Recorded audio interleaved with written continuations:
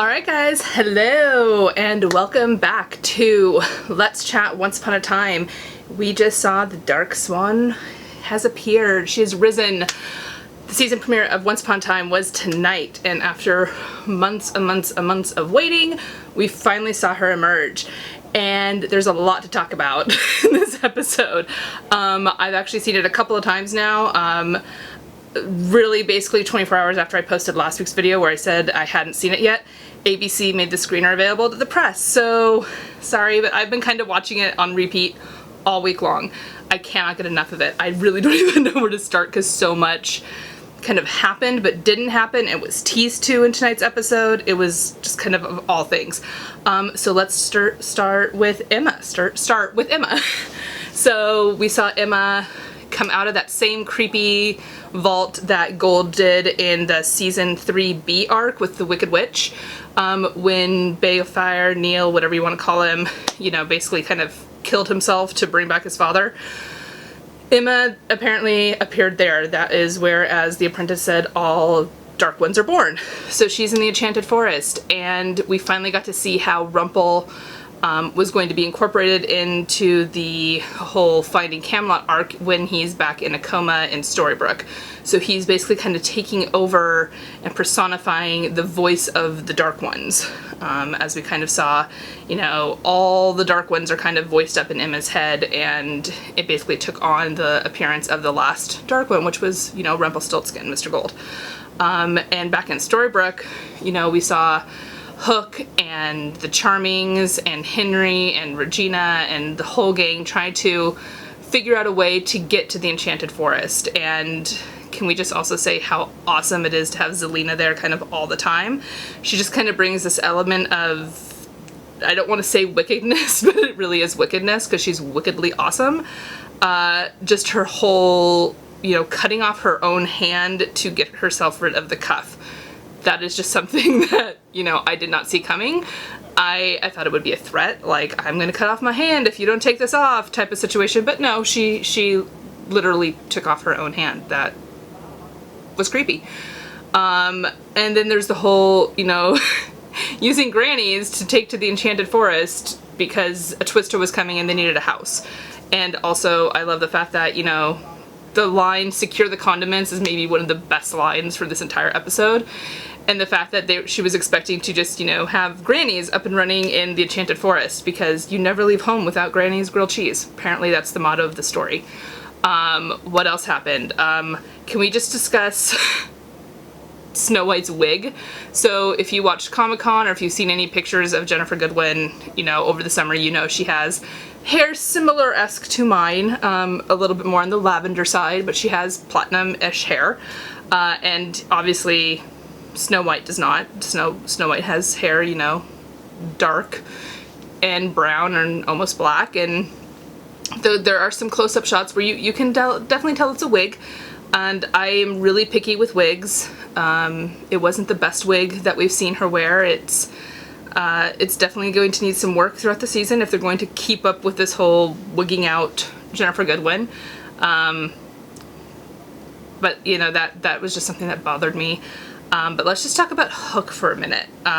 Hook, you could just see his desperation. I was reading on Tumblr and somebody kind of pinned it down right. You know, he's kind of acting like an addict who's going through withdrawal. He needs Emma. He needs Emma to stay good. He needs Emma to complete him. Emma is his happy ending, and without that, he's frantic. And, you know, going to Henry and trying to get him to rewrite the story, and his desperation of, you know, hearing him say that Henry broke he broke it. He broke the quill at the end of last season, and he can't rewrite anything. And then, you know, getting Henry to kind of help him break out Zelena, that's, you know, you can just see it in his voice. It's his desperation. It's going to be very interesting to see how both the Dark Swan plays off of that desperation, but also how Emma in Camelot, you know, how that's going to work. Then there's Henry himself. Henry, as we have just kind of known since with teasers over the summer, and if you've been paying attention to any of the set photos that have been, you know, coming out through, you can usually find it on Tumblr. Search Captain Swan or Once Upon a Time on Tumblr and you'll find all these set photos. Henry's going to have a little bit more of a story arc this year. You know, he's going to fall in love. He's going to have more of a say of what happens. He's going to be involved more. This is his first time really going back to the Enchanted Forest, you know, and being part of it. You know, we saw him go back a little bit last season with Operation Mongoose, but, you know, he was there for like the equivalent of like a day. I think this time, you know, this is the first time he's really getting to experience the Enchanted Forest and everything that comes along with it, and the dress and the swords and, you know, being technically royal in the Enchanted Forest. So I'm really excited to see what's going to happen with that. We didn't get too much into Regina and, you know, Robin Hood and Zelena in that arc in the season premiere. There wasn't enough time. You know, we did see Zelena saying that this was her baby and, you know, Robin was going to have nothing to do with it. I don't see how that's going to play out very well in the real world. There's these things called custody laws. You know, I know Storybrooke technically is in a world of itself, but they do still have, you know, some things that they do have to obey. But let's just talk about the last 7-ish minutes. Actually, before we do that, let's talk about Merida. Amy Manson, who plays Merida, is perfect. I mean, brilliantly perfect to play this role. It was literally like watching the Pixar character come to life on my screen. I know she's going to have more of a story arc with Belle, just based off of things I've seen on Instagram, actually, by following Emily DeRobin on Instagram. It seems like Merida and Belle are going to kind of have this connection. And before we get to Dark Swan, let's talk about Belle and Gold. So, you know, Mr. Gold is still in the coma.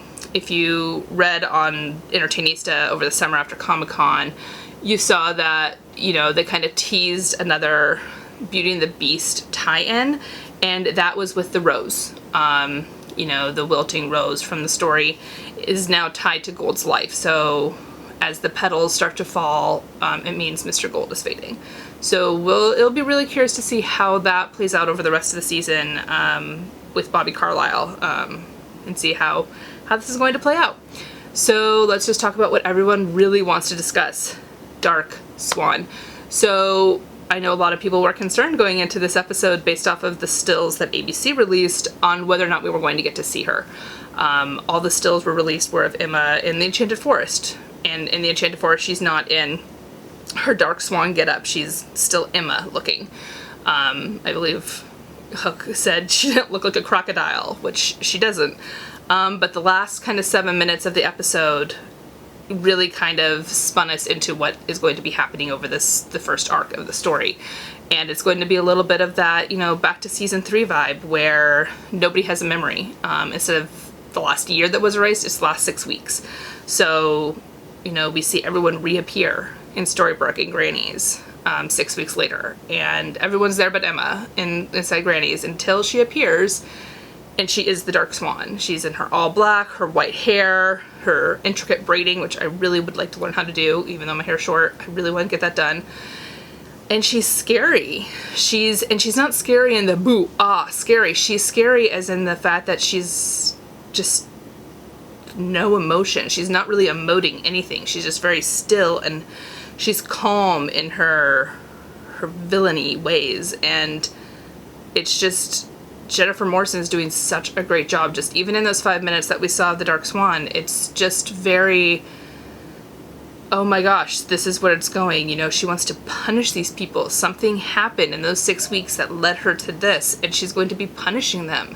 And you could just see it when she goes to stroke Snow's face. When she strokes her mother's face, Snow gets chills, and she's somewhat frightened of her. And, you know, poor Sneezy is now a statue, which, you know, all he did was have allergies, seasonal allergies.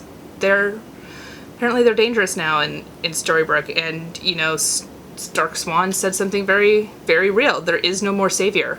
The savior is gone, which means, I was reading a few Q&As that Adam and Eddie gave last week. They did a live screening in LA, and so some press were able to ask questions, and you know, the one thing that they said is she's no longer the savior. She's the Dark One. And so for right away, well, she might not be necessarily contributing to the chaos that goes on in Storybrooke. She's not saving them from the chaos that goes on in Storybrooke.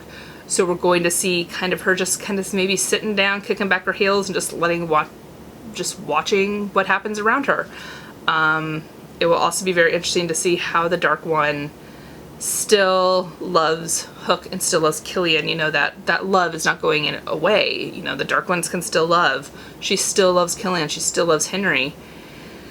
It will be really interesting to see, you know, how Henry especially will play into this, because as we saw with Rumpelstiltskin, Neil was his weak point. It was his son. The love that he has for his son, the love that you have for the child is true and pure.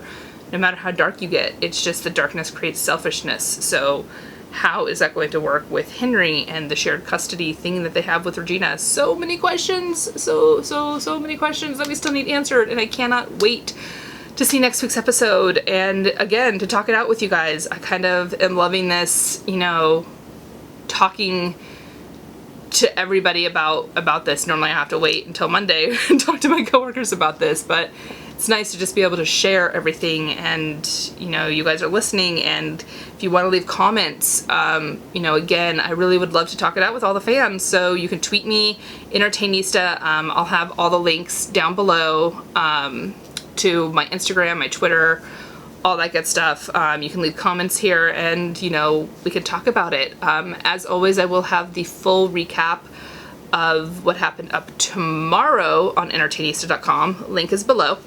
So, yeah, so this is episode 2. I can't wait to see where this is going. I think this is going to be a really strong season.